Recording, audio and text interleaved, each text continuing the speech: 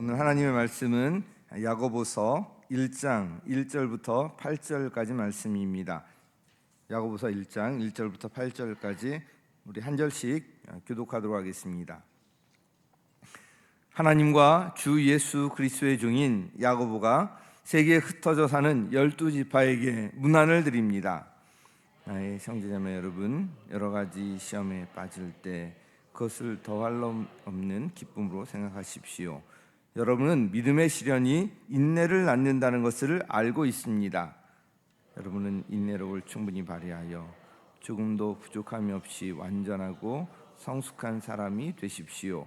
여러분 가운데 누구든지 지혜가 부족하거든 모든 사람에게 아낌없이 주시고 나무라지 않으시는 하나님께 구하십시오. 그리하면 받을 것입니다.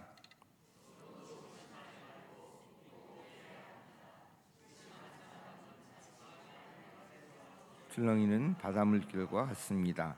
그런 사람은 주님께로부터 아무것도 받을 생각을 하지 마십시오.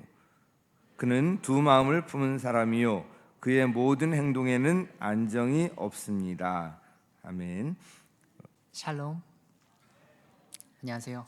청소년부 장광수 목사입니다.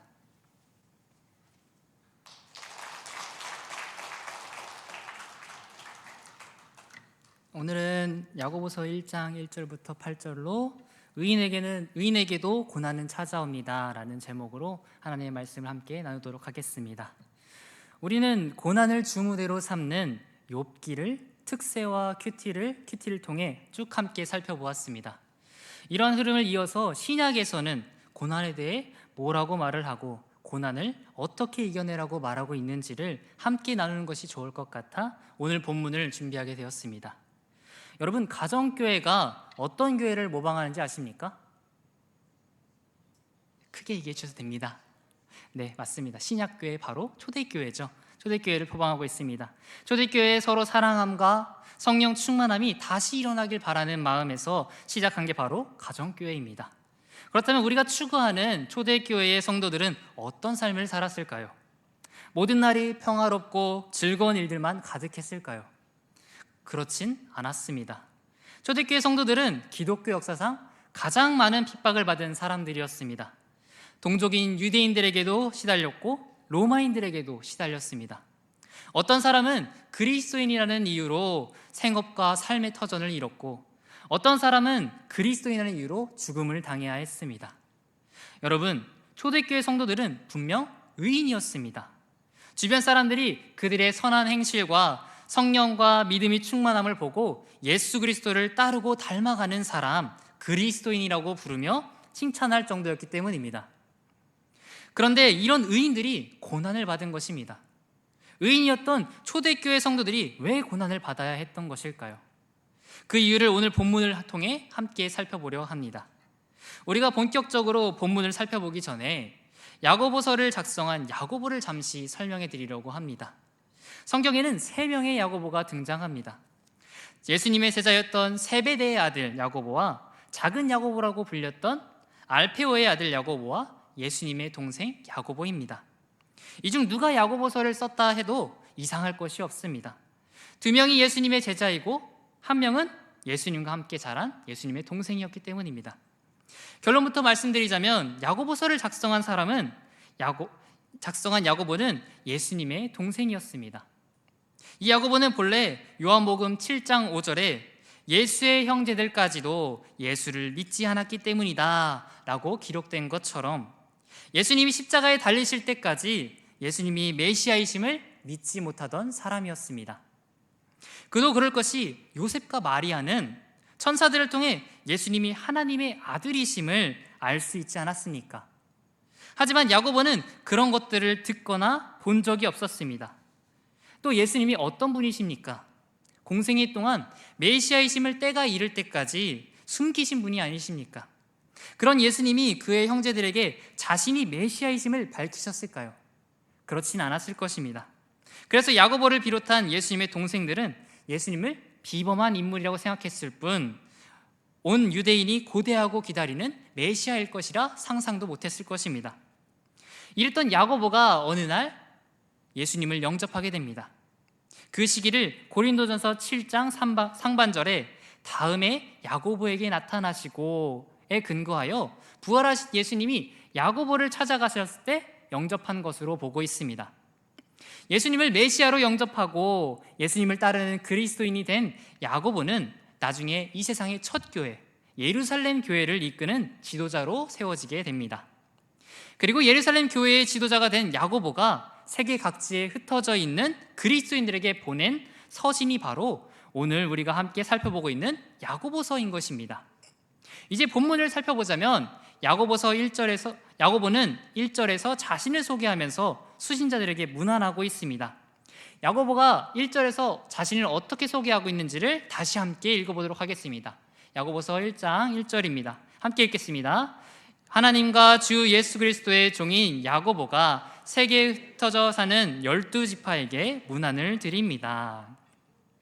저는 이 1장 1절을 읽으면서 사도들이 이래서 야고보를 예루살렘 교회의 지도자로 세웠구나라는 생각이 들었습니다. 야고보는 수신자들에게 자신을 소개할 때 내세울 만한 것이 두 개나 있었습니다. 하나는 자신이 예수님의 동생인 것과 또 하나는 예루살렘 교회의 지도자인 것입니다. 그런데 야고보는 그 어느 곳도 그의 서신에 적어놓지 않았습니다. 오히려 자신을 하나님과 주 예수 그리스도의 종이라 소개하고 있습니다. 이는 바울이 주 예수 그리스도의 십자가 외에 자랑할 것이 없다고 말한 것과 같지 않습니까? 야고보는 하나님과 주 예수 그리스도의 종이라는 직분 말고는 자신을 소개할 수도 없고 소개할 필요도 없음을 보여주는 것입니다. 참 겸손하지 않습니까? 사도들도 이런 야고보의 겸손함을 보고 그를 예루살렘 교회 지도자로 세웠을 것입니다. 야고보는 자신을 하나님과 주 예수 그리스도의 종이라 소개했지만 그 누구도 그의 서신을 가볍게 여기지는 않았던 것 같습니다. 왜냐하면 야고보의 서신이 오늘날 정경이 되어 우리에게 전해지고 있기 때문입니다. 이처럼 참된 권위는 스스로 주장하는 것에서부터 나오는 것이 아닙니다. 예수님도 자신을 하나님의 아들이라 스스로 주장하지 않으셨습니다. 오히려 성부 하나님께서 예수님에게 권위를 주셨죠. 이처럼 야고보를 권위 있게 한 것은 그의 혈연과 직분이 아니었습니다. 예수님을 주로 고백하고 자신이 예수님의 종됨을 고백하니까 예수님께서 도리어 야고보의 권위를 세워주시고 사람들에게 인정받게 해주신 것입니다. 그러니 여러분도 누군가에게 자신을 소개할 때 자신의 직분을 자랑스럽게 자랑하지 않아도 됩니다. 우리의 자랑은 오직 예수 그리스도의 종됨이 아니겠습니까? 우리 함께 마태복음 23장 10절부터 12절을 읽어보겠습니다. 함께 읽겠습니다. 또 너희는 지도자라는 호칭을 듣지 말아라. 너희의 지도자는 그리스도 한 분뿐이시다. 너희 가운데서 으뜸가는 사람은 너희를 섬기는 사람이 되어야 한다. 자기를 높이는 사람은 낮아지고 자기를 낮추는 사람은 높아질 것이다. 여러분, 야고보처럼 자신을 낮추고 예수님의 종으로 살면 예수님께서 오히려 여러분의 권위를 세워주시고 인정받게 해주시는 것임을 기억하시기 바랍니다. 자신을 예수 그리스도의 종이라 소개했던 야고보는 흩어져 있는 12지파에게 문안합니다. 여기서 12지파란 전 세계에 흩어져 있는 그리스도인들을 말하는 것입니다. 실제 이스라엘 12지파는 아수르에게 북이스라엘이 멸망하면서 없어졌습니다. 그런데도 야고보가 12지파라고 말하는 것은 하나님께서 무너진 이스라엘 12지파를 회복하실 것이라는 소망을 담고 있습니다. 한편 전 세계에 흩어져 있던 유대인들을 디아스포라라고 불렀는데 이들은 각자의 사정으로 전 세계에 흩어져 살고 있었습니다. 부와 기회를 쫓아 떠난 유대인들도 있었고 주변 국가들의 박해로 흩어진 유대인들도 있었습니다. 그런데 놀라운 점은 하나님께서 이런 디아스포라 유대인들을 복음의 통로로 사용하셨다는 것입니다. 디아스포라 유대인들이 각 지역에 세운 회당에 바울을 보내셔서 복음의 통로로 사용하셨습니다. 그리고 야고보는 이렇게 전 세계에 흩어져 있는 그리스도인들에게 문안하면서 그의 서신을 시작하는 것입니다. 우리가 1절에서 조금 더 살펴보길 원하는 것은 야고보가 전 세계에 흩어져 있는 그리스도인들에게 편지하면서 서슴없이 주라는 단어를 사용하고 있다는 것입니다. 오늘날에는 예수를 주라고 말하거나 편지에 써놓으면 문제될 게 전혀 없습니다. 종교의 자유가 오늘날에 있기 때문입니다. 그러나 당시에는 로마 황제 외에 다른 존재를 주로 섬기는 행위를 명백한 반역 행위로 보았습니다. 그럼에도 야고보는 거침없이 주라는 단어를 서두에 기록하고 있습니다.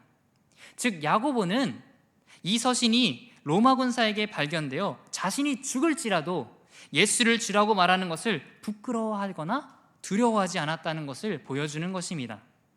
왜냐하면 그는 로마 황제의 종이 아니라 예수 그리스도의 종이었기 때문입니다. 이 세상을 구원하기 위해 직접 인간의 몸을 입고 이 땅에 오셔서 죽으시고 다시 살아나신 예수님을 주인 삼은 야고보는 예수님을 주라고 말하는 것을 부끄러워하거나 두려워하지 않았습니다. 야고보는 마태복음 10장 28절 말씀과 같이 몸은 죽일지라도 영혼은 죽이지 못하는 로마 황제를 두려워하지 않고 영혼도 몸도 둘 다 지옥에 던져서 멸망시킬 수 있는 하나님을 두려워한 것입니다. 여러분, 성경에서 말하는 종, 헬라어로 둘로스라는 단어는 말이죠, 온전한 순종과 철저한 겸손과 흔들림 없는 충성을 갖춘 자를 일컫는 단어입니다. 그리고 예수 그리스도의 종된 야고보가 온전한 순종과 철저한 겸손과 흔들림 없는 충성을 1절에서 너무 잘 보여주고 있지 않습니까? 그렇다면 예수 그리스도의 종된 우리도 야고보처럼 예수님에게 순종과 충성을 다하고 하나님 앞에 겸손해야 하지 않겠습니까? 여러분, 예수 그리스도의 참된 종으로서 겸손한 마음으로 예수님에게 충성과 순종을 다하는 여러분이 되시기를 주님의 이름으로 축복합니다. 그러면 하나님과 주 예수 그리스도의 종이라 자신을 소개한 야고보가 수신자들에게 전하고 싶었던 첫 번째 메시지는 무엇이었을까요? 우리 함께 2절부터 4절까지를 함께 읽어보도록 하겠습니다. 함께 읽겠습니다.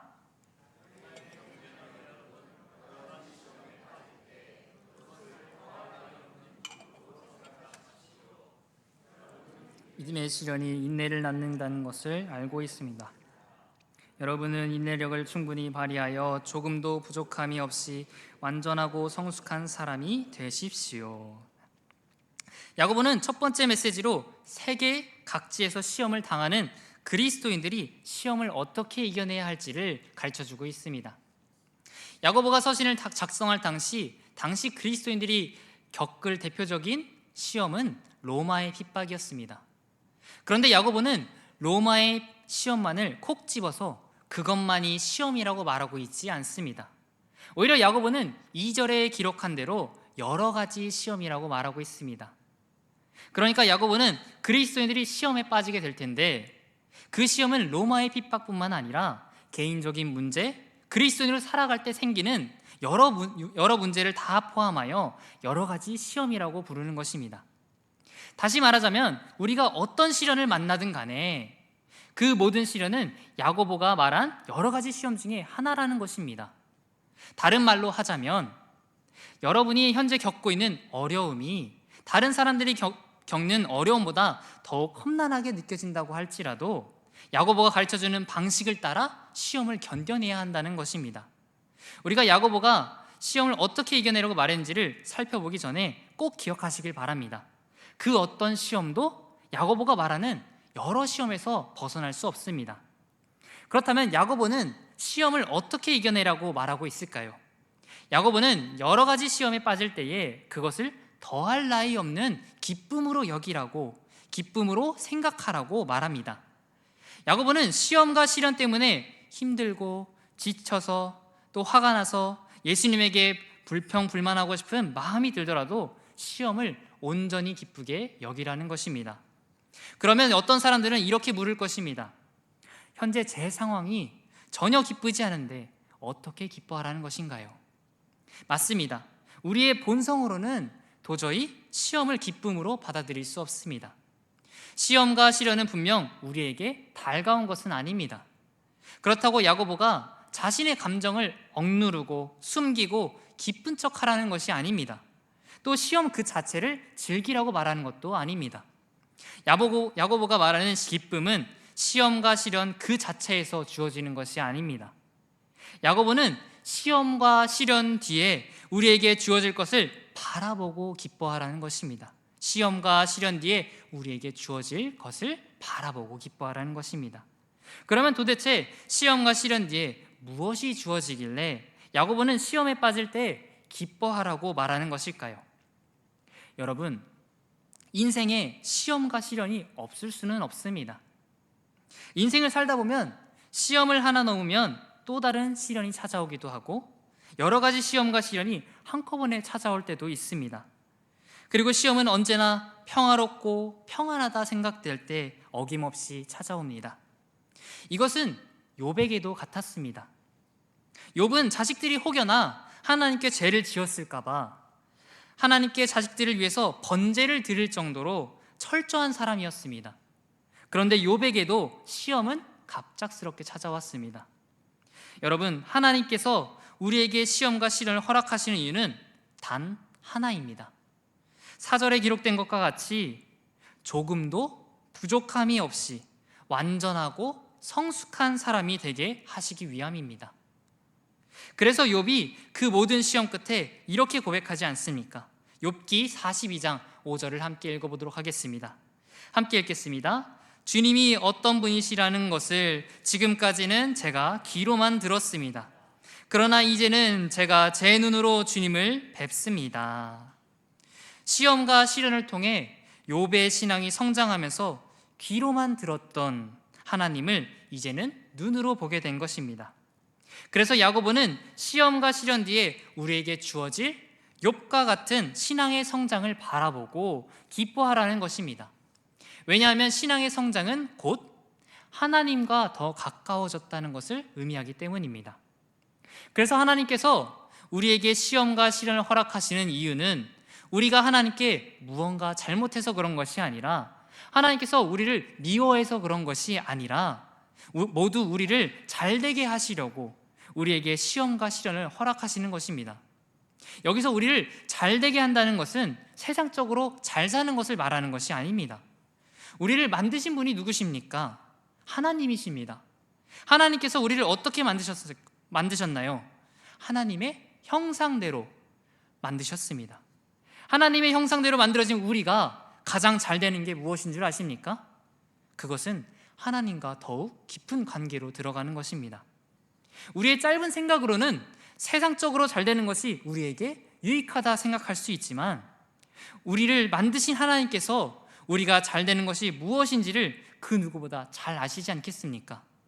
그래서 하나님께서 하나님의 형상대로 지음받은 우리를 위해서 또 하나님의 형상대로 지음받은 우리와 더 깊이 교제하기 위해서 우리에게 모든 시험과 시련을 허락하시는 것입니다. 그러니 여러분, 시험에 빠질 때에 낙심하기보다 자책하기보다 시험과 시련 뒤에 주어질 기쁨을 바라보면서 기뻐하시기 바랍니다. 야고보는 이어서 3절에서 이런 믿음의 시련이 우리 안에 인내를 만들어낸다고 말합니다. 인내란 오랫동안 하나님을 믿고 신뢰하는 것을 말합니다. 여러분, 다이아몬드가 어떻게 만들어지는지 아시나요? 다이아몬드는 매우 높은 압력과 온도에서 생성된다고 합니다. 다이아몬드는 땅속에 처음부터 그 자리에 있었던 것이 아니라 높은 압력과 온도를 견디면서 만들어진다는 것입니다. 이처럼 야고보는 여러분에게 믿음의 시련을 견딤으로 인내라는 다이아몬드를 맺으라고 말하는 것입니다.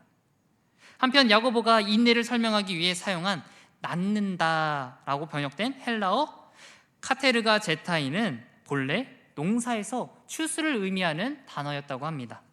그러니까 야고보는 카테르가 제타이를 의도적으로 사용하여 인내를 낳는 과정이 마치 농사와 같이 점진적이며 시간이 오래 걸리는 것임을 우리에게 알려주는 것입니다.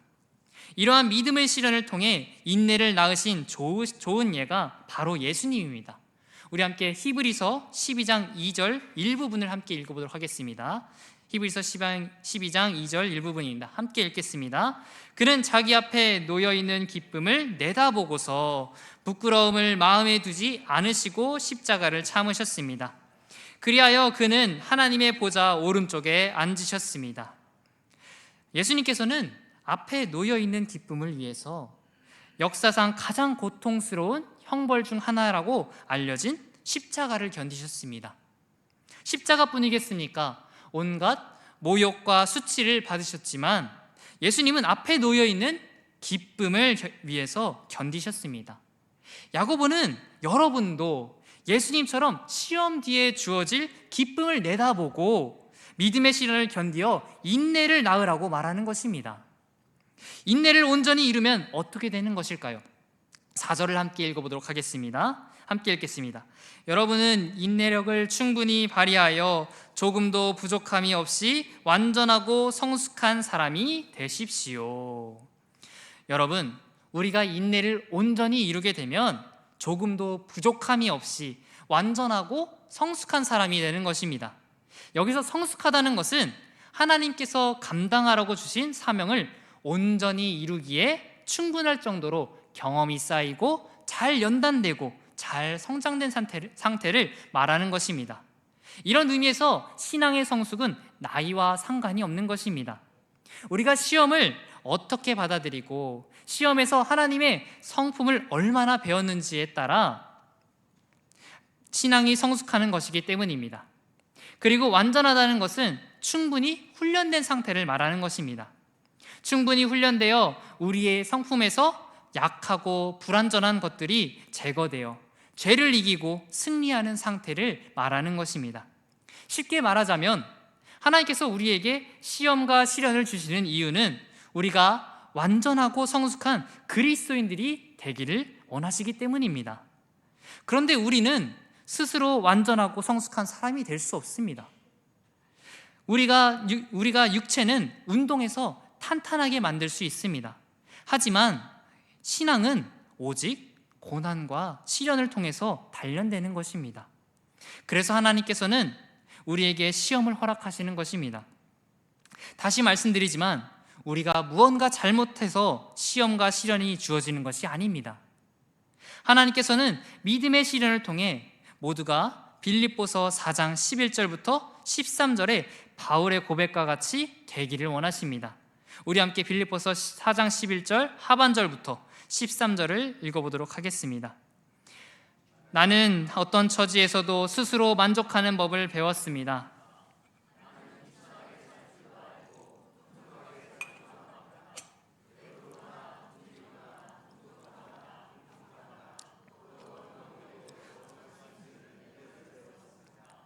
나에게 능력을 주시는 분 안에서 나는 모든 것을 할 수 있습니다.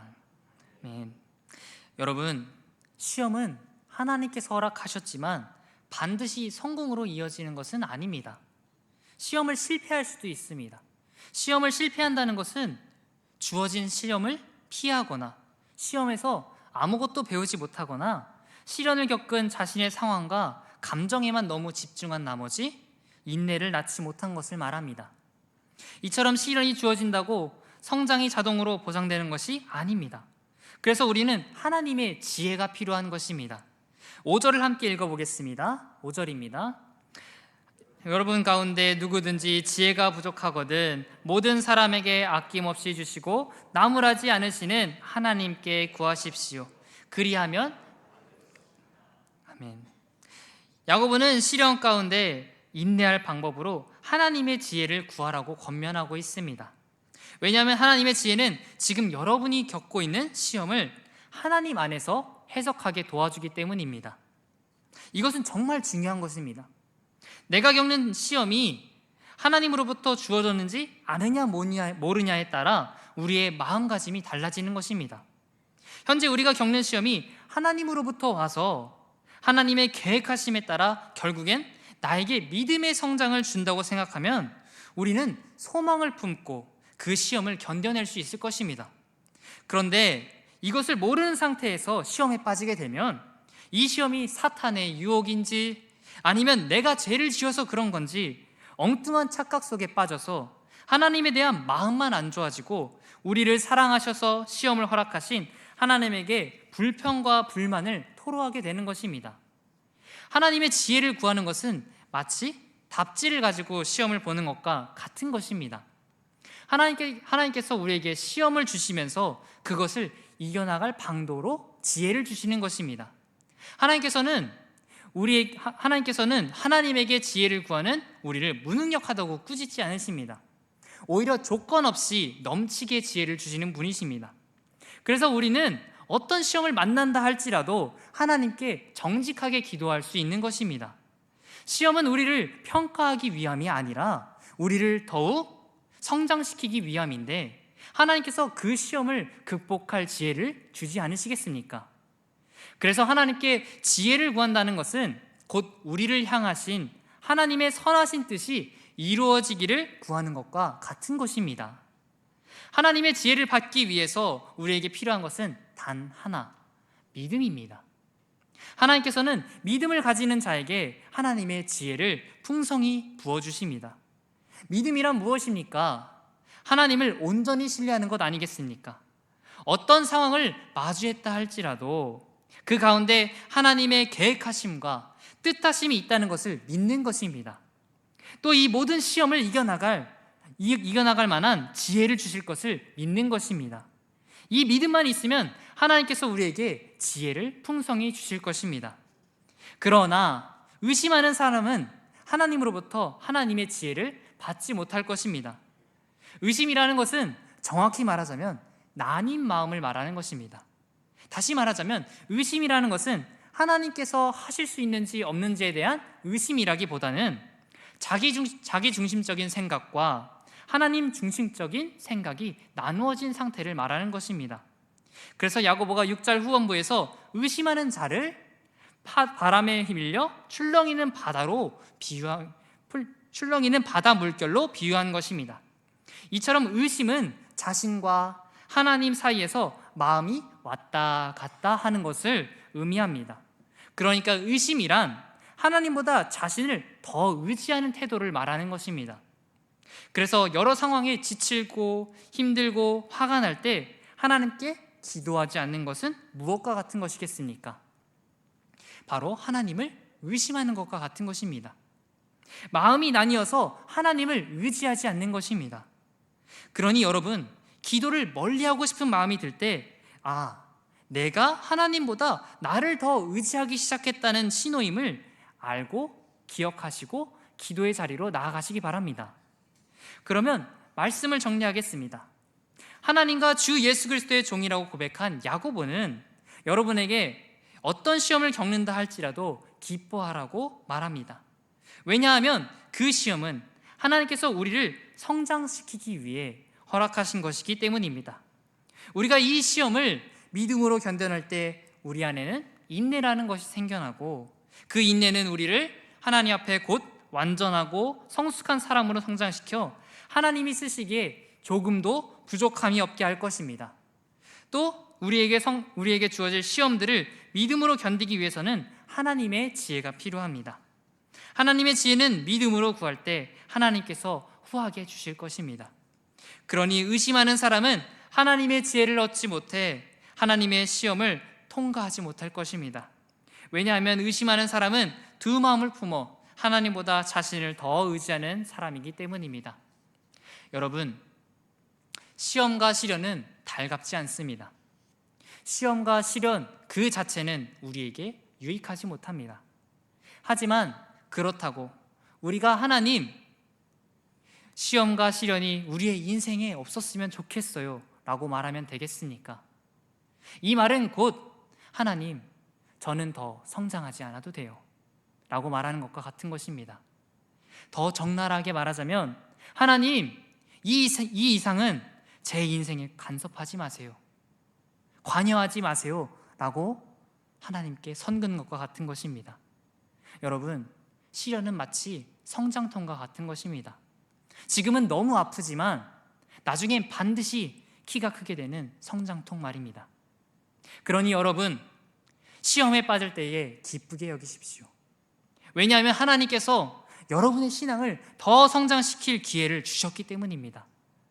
여러분은 우리가 좋아하는 구절이 있지 않습니까? 욥기 23장 10절을 개역개정 버전으로 함께 읽도록 하겠습니다. 함께 읽겠습니다.